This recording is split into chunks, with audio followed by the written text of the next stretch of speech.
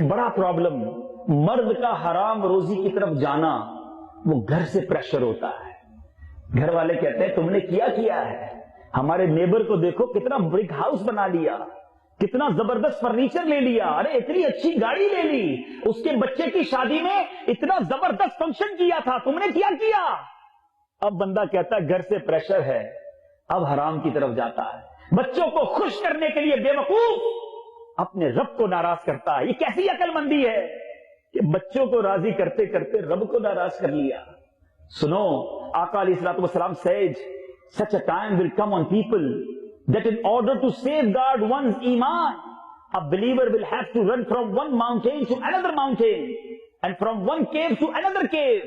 At that time, sustenance will only be earned through displeasing Allah Azza wa Jal. When such time will come, man will be destroyed through the hands of his wife and children. अपने बीवी बच्चों के हाथों हलाक होगा। साहबा ने पूछा, या रसूल अल्लाह ये कैसे हो सकता है, अपनी बीवी बच्चों के हाथों? फरमाया बीवी बच्चे नहीं तो माँ बाप के हाथों हलाक होगा। अब माँ बाप के हाथों, बीवी बच्चों के हाथों कौन हलाक हो सकता है? सुनो, मेरे आका अलैहिस्सलातु वस्सलाम फरमाते हैं, they will taunt him about his poverty and he will indulge himself in those activities which are mean of destruction. वो उसे टॉन्ट करेंगे, सताएंगे, ताने देंगे और आखिरकार वो हराम रोजी की तरफ चला जाएगा। इसके दो नुकसान होते हैं। ऐ वो इस्लामी बहनों जो इस बयान को अभी सुन रही हो या बाद में सुनो, कभी अपने घर के मर्दों को कम रोजी पर ताने मत देना, झगड़ा मत करना। इसके दो नुकसान होते हैं, या तो वो हराम कमाने लग जाता है या दूसरा नुकसान ये होता है कि वो बुराई के अड्डे की तरफ चला जाता है।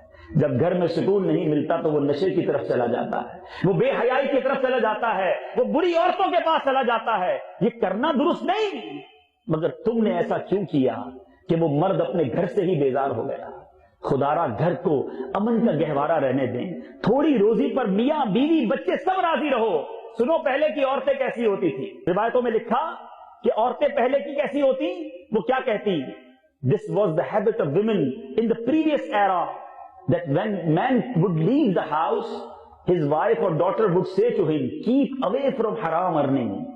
देखो हराम से बचते रहना, because we can bear hunger and difficulty but cannot bear the fire of hell.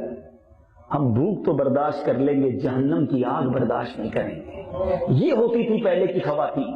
मगर आज मर्द अपने बीवी बच्चों को खुश करने के लिए हराम की तरफ चला जाता है।